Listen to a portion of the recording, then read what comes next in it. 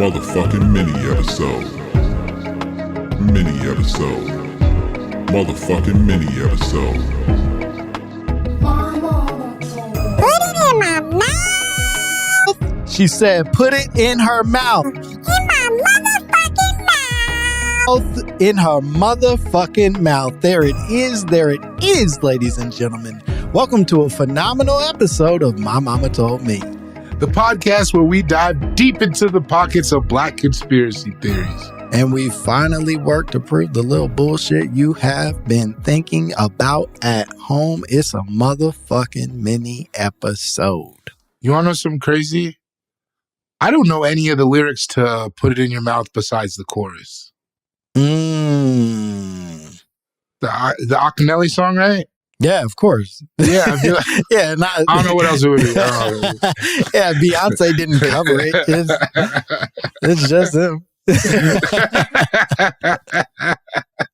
And Kia Jeffries, of course. Jeffries. She's the one singing Put It In Your Mouth. Yeah, exactly. A great song. But no, I don't know the words either. I just No, you just know Put It In Your Mouth. Yeah. And then a guy says something gruff. Yeah, he's in your motherfucking aggressive. Mouth. I'm a buster nut. And you're like, all right. Yeah, he's pissed.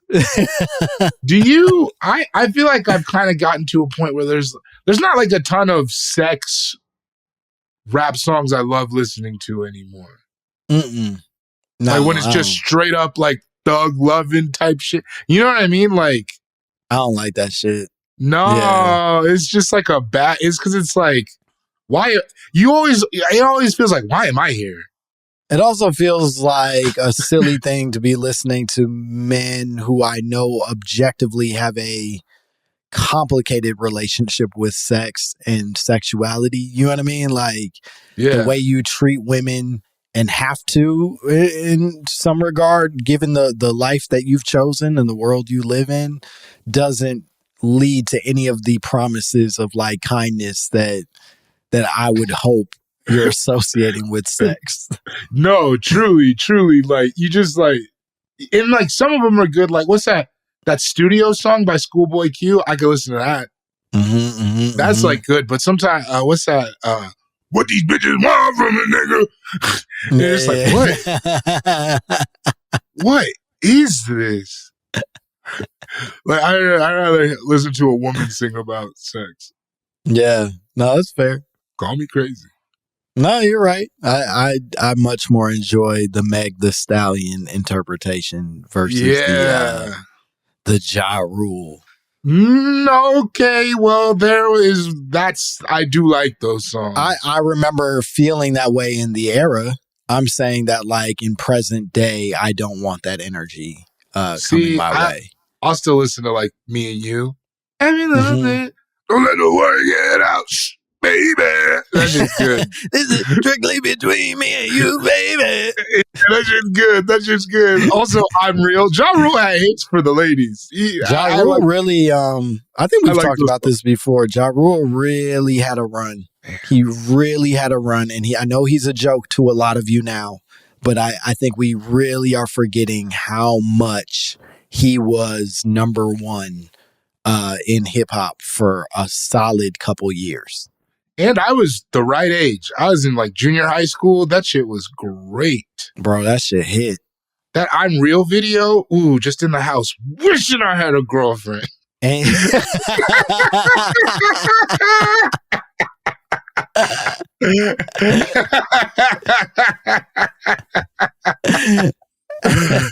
yeah, man, that shit was good. You know what's crazy is Ja Rule also played it so perfectly because he came out as like a fucking almost DMX. You know what I mean? Like he was a fucking murderer. We were scared of him in that Vinny Vici era. We were like, yo, Ja Rule's the realest nigga that ever was a nigga in history. And then immediately flipped it. Yep. And we were just like, nah, that's just a killer who likes to find love. You know, he's not always there when you call, but he's always on time. And by the way, I like those records from him better than the shit on Vinny Vici. Yeah, of course. Yeah. Because even when he first came out, that Can I Get a Verse was like, I remember sometimes listening to verses as a kid, and I was like, I think this is too hard for me. Like, you ever heard the Can I Get a Verse, like, From Rule? Unedited? And you're like, make them feel slutted even if they all want it. And you're like, oh. Like, I remember being like, I don't want to make them feel that. Yeah, now that whole verse is him being like, bitch, give it to me. Yeah. And then he says, I still fucked you. Yeah, it's like, God damn, Ja Rule. I don't know if that's what this song is about. Nah, man. I like it when Emil says, she gonna put her pussy on my mustache. That's the part. Yeah, this was more about women empowerment, honestly. And then you kind of made it. You're like, I don't care if you empowered, bitch. I still got some. Yeah. Oof. Well, nasty guy, Ja Rule. But anyways. we thank him for his service. He did a lot of good buy work. Rule coin. Is there a Rule coin? I assume that's something he's got going on. Go ahead and invest in Rule Coin. We certainly will. We pray, we hope and pray that Rule Coin will reach out to be a sponsor on the podcast if it should exist. Man, I'm sad we missed Rush Card. Fuck. Yeah. There was an era. That was a whole, it had to be a scam. The commercials were so cheap. Oh yeah, I think there's many articles about it was as bad as it seemed. Yeah, about the sort of weird whatever it is, like the what is it, the predatory bullshit that happened with Rush Cards. I don't remember specifically. I think probably because a lot of it got flooded by his sexual assault history, his rich history of sexual assault. That said, I do think Rush Cards also had problems. Yeah, that makes sense. It was based on like, do you like Def Jam? You'll love this credit card. But and this is where I turn into a nasty little conspiracy boy, is I wonder what Russell Simmons did to make people finally start telling us the truth about him. What do you mean? I mean that, and I don't think that this is even like speculative at this point. I think this is sort of proven, is that Diddy is in trouble, obviously, because of hundreds and hundreds of sexual situations that at the very least were inappropriate in their nature, right? Sexually. Right. That said, what he's really in trouble for is fucking up that Ciroc deal.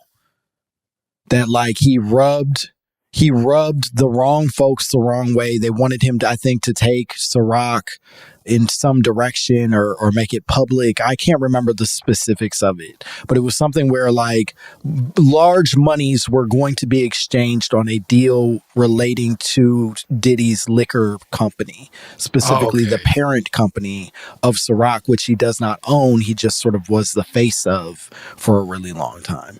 And Diddy refused that deal.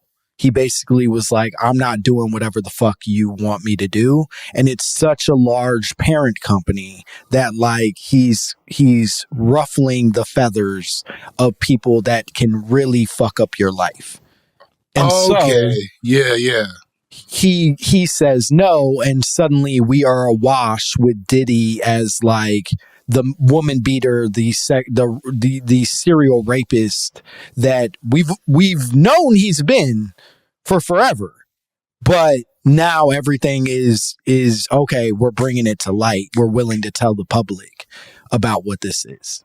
I heard that's what happened with Drake. I hate to keep bringing him up, but I heard that had a lot to do with it. Was like, because it's like a $400 million deal or something like that, and he was going to go independent, and then all of a sudden it's like, which I don't fucking know, man. But I do believe money is what gets you caught up. Because, like, why would he be able to do this for years with impunity?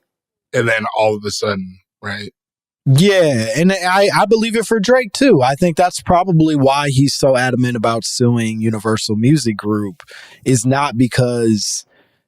just because of the song making fun of him and being sort of like as big as it is, but because he knew like there were other conversations that happened where I tried to leave. I didn't even want y'all to be my fucking record company in the first place. And then you keep me in this deal, but in keeping me in the deal, you bump up fucking Kendrick shit and bury my career. Like I which think the difficult part in all of that too is like, the idea of thinking of Kendrick as a pawn in that, as opposed to it being like, it's fun when it feels like it's just like, nah, he just hates this dude, which he does. But then to think that like there may be greater businesses at play then you're like, did he get played? Like I don't know. It's just not even get played, but is he like a pawn of some sort? No, it feels sinister when it stops feeling like we're in control of it. That like truly even music, things that we all just agree are universal pleasures are like somehow manipulated by a higher power. It's pretty terrifying. Yeah, because it's like then you watch, because you see the stakes, right? Like, I don't think Kendrick was going to get a Super Bowl before. No. You know? Yeah. Katt Williams wasn't going to get that live, you know what I mean? That live Netflix special until he had the year that he had, blowing everything up with Shannon Sharp. Yeah. Which, I don't know. We don't need to talk about that. It was crazy. I think Earthquake can read. Oh, you think Earthquake can read? Yes, I think Earthquake can read. Okay. You don't think I just watched a very funny sketch with you and him. You don't think he can read? I'm not saying I didn't take the negative or the positive. I've just never heard anyone step up on his behalf, and I think I'm excited to hear it. Oh yeah, I like him. I like him a lot too. I've only been a fan my whole life, and then had the pleasure of meeting the man. And he was nice. It was cool. Like, he was very funny, as he always is, and so talented. We didn't have a script for that sketch, so I don't know. When we weren't filming, he sat in a chair and fell asleep. He wasn't proving himself one way or the other, so I have no evidence, but I hope so. All right. Yeah, I mean, this is neither here nor there. All right. Yeah.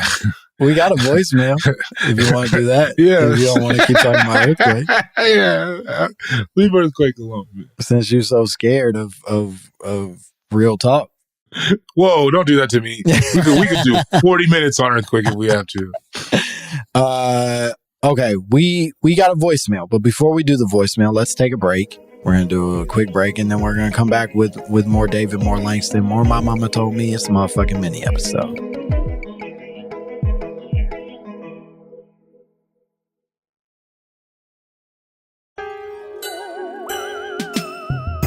You raggedy bitch. We're back. Hell yeah. We're back, you raggedy bitch. We have a voicemail sent from one of you. We're very excited. Also, keep the voicemails coming. Keep them coming. We really love them a lot. Keep them under a minute if you can, because currently we don't have that technology, but we're hoping to change that. And more importantly, you ain't got to talk that long. Nah, Get to the fucking. Yep. All right, let's play it. Yeah. Oh, hello. Hello to you. David. I am. Why did you start like that? Scrolling, I don't know. And I saw something that said that there was human DNA found in our hot dogs. And is that a conspiracy or is that a real thing? I would say yes. And then I heard a conspiracy, or I guess this is black people fodder. I don't know. But they were talking about. Can we pause it for 1 second? Black people fodder is so funny.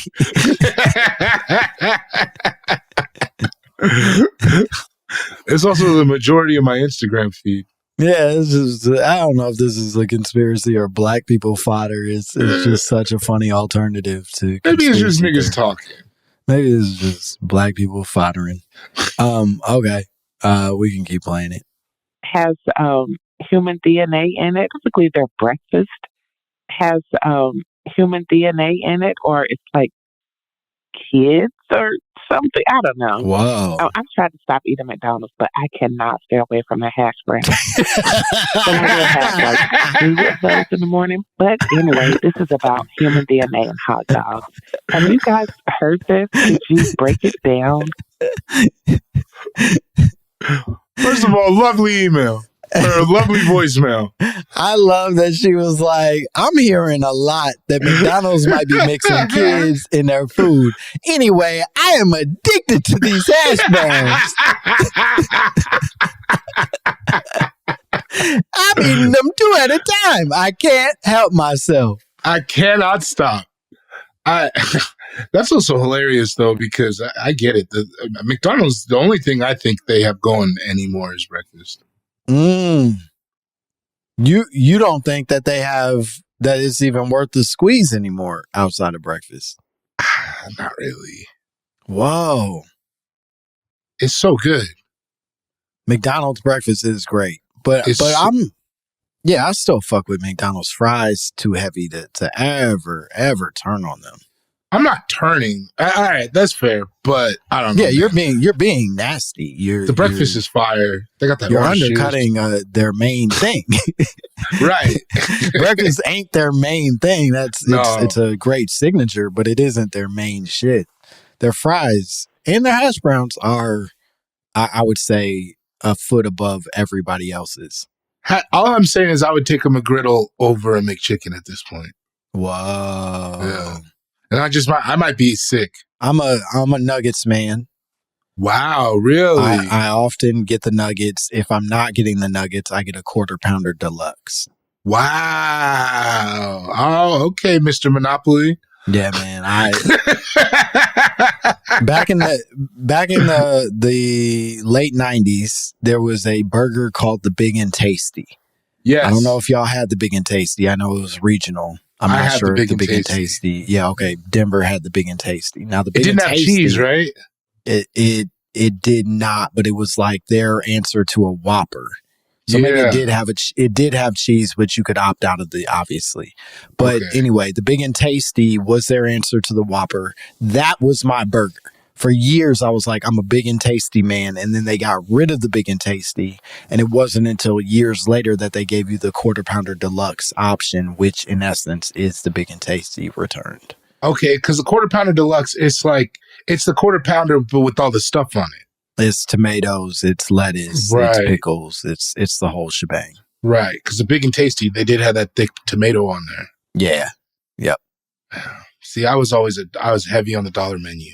Heavy on the dollar menu. And I mean, you tweak it up. You put a little Mac sauce on a double cheeseburger, it tastes like a Big Mac. No, I get that. Yeah, for sure. It's the same meat. Yeah. Meat is loose. Meat is a loose. I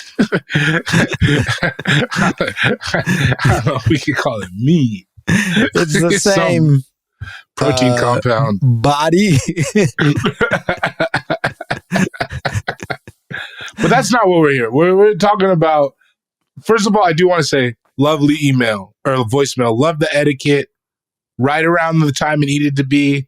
Yeah. Fun little anecdote, but it didn't go crazy. She kept talking, but it got cut off and probably rightfully so. I don't know that there was a lot left that we needed to hear. And I think this was great.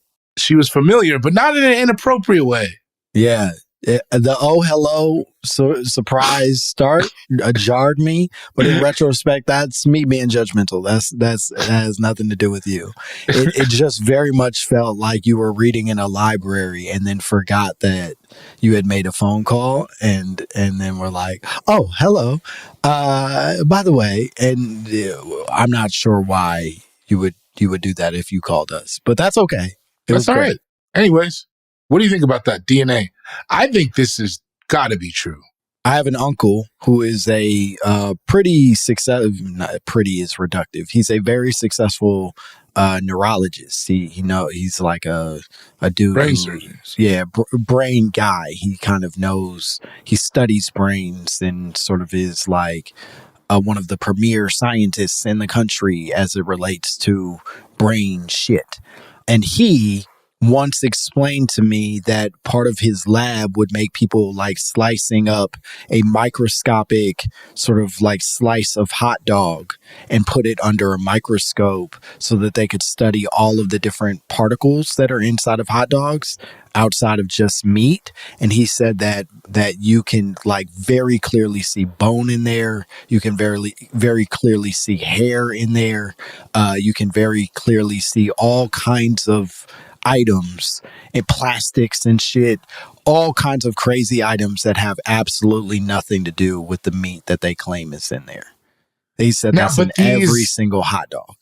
Is this like genetic stuff like bone and hair? Is it pig bone and hair? Or we're talking about people like human. You know what I'm saying? I think the implication, at least in talking to him, was that he was saying it was animal hair, animal bone.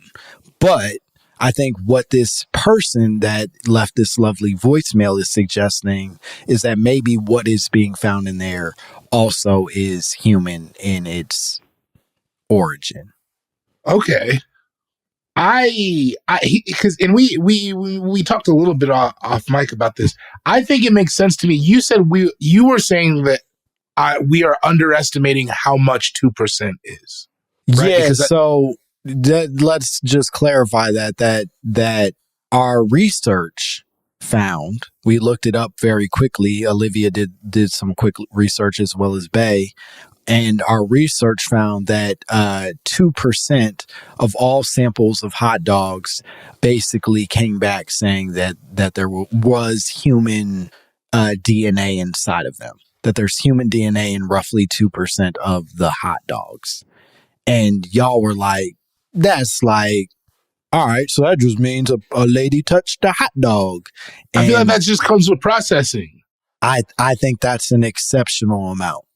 What? Okay, and this is, we don't quite have the research for it, but I would be curious, what amount of processed food does not come out with some human DNA? Bro, think about it this way. 2% is like what RFK got. Do you know what I mean? It's like a voting. That's a lot. How many people do you see fully being like, nah, I fuck with RFK? That's a lot. It's a lot of people. Do you know what I mean? Like, it's not nothing. It's negligible in the grand scheme of like winners and losers, but that's not nothing. But I mean, I guess then if it becomes a case of how did it get there? Because then that's the question we're answering, right? Because it's clearly been proven. How did it get there? What are we insinuating that they got a couple bodies in there? Like, what are we saying? I think what it's insinuating is that they don't give a fuck. I've been thought that it's a hot dog. You don't give a fuck. But of course, you got lunch at 7-Eleven. I'm saying that like they don't give a fuck even when they know. Do you know what I'm saying? That like the way hot dogs are made, we should be clear about this as well, is the literal scraps of what's left behind from other animal sort of like massacres, I guess. You're slicing up a big ass bull or cow, and you got some pieces laying around, and some of those pieces are not usable as like a package sense. Like you can't like put that in a package, show it to somebody and be like, you want to eat this? Because they'd be fucking disgusted. And so they take all those scraps and they grind them all up, and then they put those the ground meat into a casing, and that is a beef hot dog, right? That's the fucking premise of it.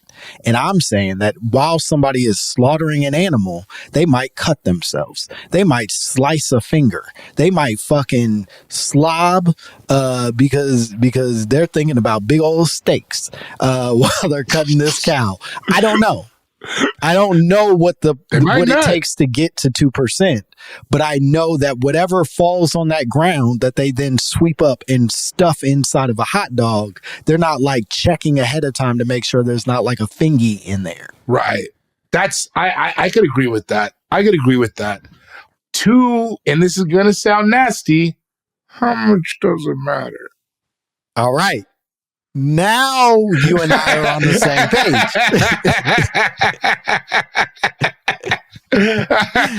Now we can have a mature conversation. Because my uncle showed me, he told me all of this about cutting up this hot dog and what you can find inside of it, because he wanted to scare me out of eating hot dogs. That was the intention. He was basically being like, hey, hot dogs are fucked. You should leave these alone. I've seen it. It's disgusting. Were you going crazy on hot dogs when that happened?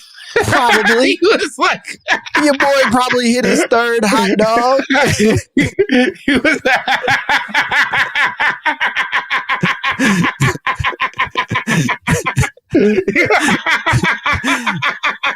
I had no reason to be questioning the quality of the meat. I was at a family event. It's like, yo, you gotta relax. It's like, yo, you gotta chill. You're going crazy. You're eating bones, man. Did he pull you aside? Nah, it was just in front of everybody. He was like, hey man, you should see what's in hot dogs. But also, you're ruining the party. But that was my feeling, I didn't feel, none of it made me go, I'm not going to eat hot dogs. I was just like, oh, that's crazy. Well, shit, I hope I don't never taste the hair. Yeah. That's all I thought was like, I hope it's as long as it stays in small enough pieces, I think I'll eat hair. Man, meat processing has never been a clean situation. No. It's better now than it ever has been, I think, but it's not like processing of anything. There's so much nasty shit in this shit. It's like, are you more worried about the DNA or the nitrates? Yeah, if you think for a second there's not boo-boo batter in your Fruit Loops, you're wrong. Do you know what I mean? There just is. We are humans, and humans are vile creatures. And then processing it is already en masse, is already too big of an operation to have true like checks and balances in an honest way. And then on top of that, you put corporations in charge of it that are so worried about their bottom line, about being able to make profit, that they're not interested in wasting time on checks and balances. So absolutely, there is vile human particles inside of literally everything you eat that is processed in this country. And frankly, even the things that are not processed are very vulnerable to all kinds of contaminations as well. That said, that's the life we got. That's where I'm at with it, is like kind of like, and hats off to you if you can go full organic or do whatever. But it's sort of like you walk into that McDonald's, or you crack open that pack of ballparks, you knew what this was. And I'm too far in it to be able to go and grow a garden. Do you know what I mean? Like I'm too entrenched. I know what Chick-fil-A tastes like. I can't go back.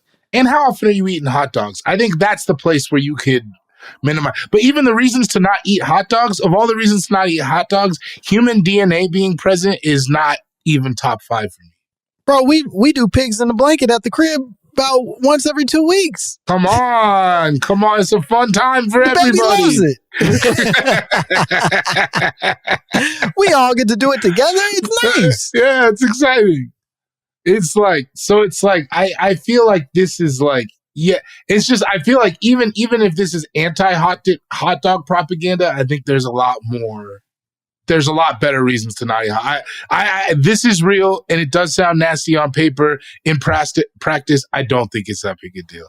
And maybe I'm gross. I think it's horrible. I think it's a shame that we live in a system that would poison us so actively and so effectively in literally everything we consume.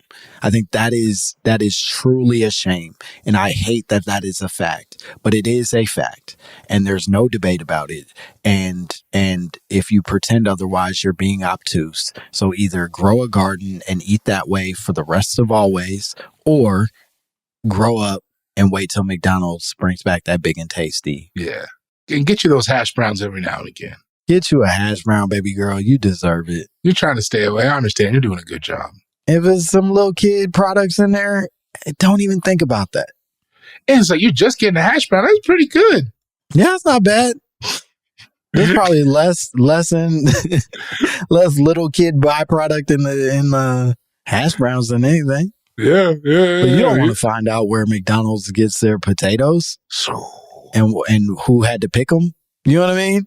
Yeah. Because that's probably where it's coming from. It's all bad. Yeah. They're not even a food company at this point. They're a real estate company anyways. They don't give a shit about what they're feeding you. Bro, McDonald's has an orphanage. They really? Yeah. Damn. Damn.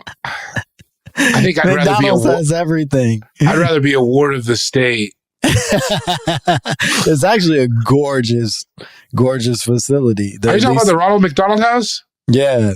I don't know why I always thought that was some kind of a Boys and Girls Club situation. I didn't know they lived there. No, yeah. Ronald McDonald's House, I think, is sort of it's not just an orphanage, but it is a sort of like place where people can find both foster homes and like alternative housing situations. I think it's also for people in domestic violence situations. They can like all kinds of housing options for people in need. Okay, so that's kind of, I think that offsets the 2%. Whoa. No part of you goes, well, maybe that's where they're getting them kids. No. And you're a nasty man for bringing it up.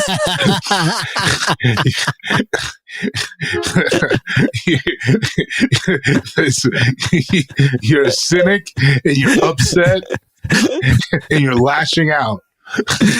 Fair enough. Fair enough, man. I think we did it. I think we did it. You want to tell the people where they can find you? What cool shit you got going on? Cool Guy Jokes 87 on Instagram, patreon.com/David Bory. Go buy my special. And that's it. Just we're out here. It's a weird time, man. It's a weird time. It's a weird time. But you know what makes it even weirder is following me on Instagram and Twitter and TikTok, I guess. I don't know. It's back, right? It's back. I don't really use it, but we do use the My Momma Told Me TikTok a lot, and it's doing great. We hope y'all continue to follow there at our TikTok, but follow me at Langston Kerman. Like, subscribe, send voicemails and shit at 844 Lil Moms. You can also email us at mymommapod@gmail.com. You should come see me live February 22nd in Vancouver. I will be a part of the JFL Vancouver Festival. It's going to be dope. One night only. I'll be there and then probably coming back to LA right after. You can see me at Vermont Comedy Club March 27th through the 29th. I'm going to be there. So come see me there. Like, subscribe, send the emails, send the voicemails, rate, review. Eat hot dogs. Bye, bitch. Give your meat a good old rub. Motherfucking mini episode. Motherfucking mini episode. Motherfucking mini episode. Motherfucking mini episode.